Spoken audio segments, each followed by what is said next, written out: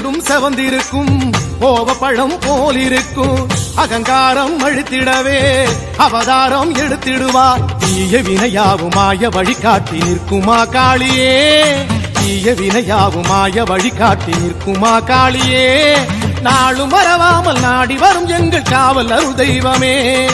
நாளும் மறவாமல் நாடி வரும் எங்கள் காவல் அருள் தெய்வமே